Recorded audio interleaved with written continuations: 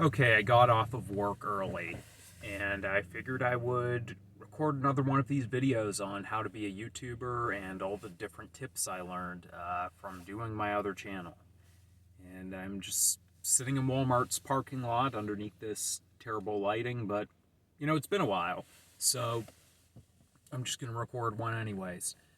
And to be honest, in a case like this, the lighting's probably going to bother me a lot more than it bothers anyone watching this video. But uh, that's certainly applicable to YouTube and something I could cover in another one of these. But it's not the topic I'm going to talk about today. That's killing your darlings. And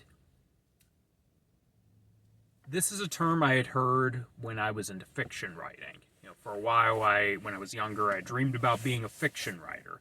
I never really did anything substantial, and but I thought about it a lot. And one of the reasons I never did anything substantial, among being lazy, was I wasn't able to kill my darlings. It's this term people use in the fiction writing world, and it basically refers to things that you're really attached to for whatever reason. Like a certain character, maybe you daydream a lot. You have more time to daydream than you actually have time to write your fiction.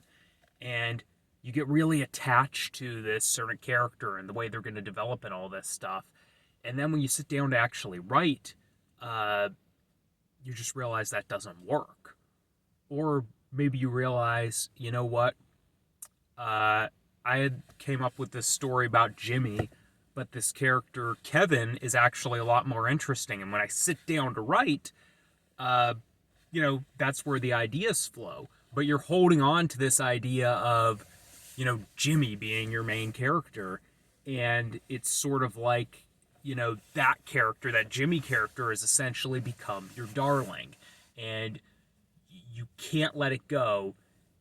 But everything, basically, like, there's every reason to do that. And the only reason you're not doing it is emotional attachment. And how I think this comes in with YouTube is a lot of people have this idea of the channel they want to make. Their darling is essentially uh, probably some form of some other channel or TV show or e-celebrity they watch, and they're like, I'm going to do that, or I'm going to make this kind of program, I'm going to be this type of personality. And what they don't realize is they don't have the means to do that. Maybe they don't have the personality to do it, or for any combination of reasons, they just can't do that now. I mean, maybe their idea just isn't palatable enough. One of the things I learned early when I was doing YouTube, I wanted to do this really broad channel where every video would be a magnum opus, and I'd cover all these topics and stuff. And what I found is just when you're starting off as a channel, for me, that wasn't viable at all. What was viable is to niche a little bit more and strip down the production value for a number of reasons I'll get to in future videos. And really, the only way I was able to get my channel off the ground was by finally letting go of this emotional attachment I had to what I felt like the channel should be.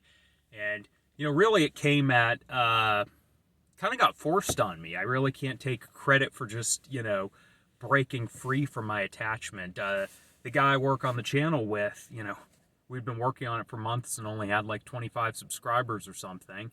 And he was basically like, look, this isn't working. I'm not going to stick with this anymore. Something to that effect. And I don't want him to make me sound like I'm trying to make him sound like the bad guy, because, it was the kick in the ass I needed. And basically, so I think there's this perception that then the answer is, well, then you're going to sell out and you're just going to do whatever. That wasn't the answer for me. What worked for me in that case was accepting that the only other option for me is to actually create a palatable channel or go back to doing some shitty job that I don't want to do.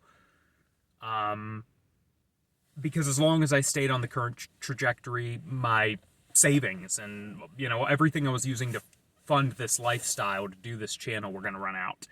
And I ended up focusing on something I already knew about, that I could do a lot of videos about, a lot of easy to produce videos, not dream sexy videos, but very doable ones.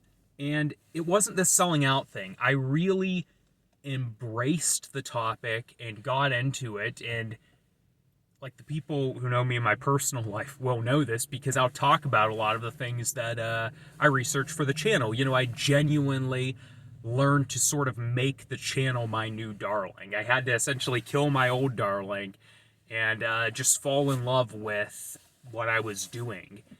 And it worked out great, as long as you approach it genuinely and you're not cynical about it. I think there would be that temptation to just be like, well, if I can't have what I want, I'm going to sell out and, screw everyone. I'm going to make their trashy content. I didn't come with that approach at all. And I think it really paid off. I think sometimes you just have to let go of what you love, or what you've told yourself you love, or, I'll give it. You probably really love this idea. At very least, you love the idea. You've got to let go of that. Embrace something new. Embrace something that's palatable for an audience, which I'll get to in other videos like this. But basically, come at it with an open mind and be willing to fall in love with and invest in that new idea.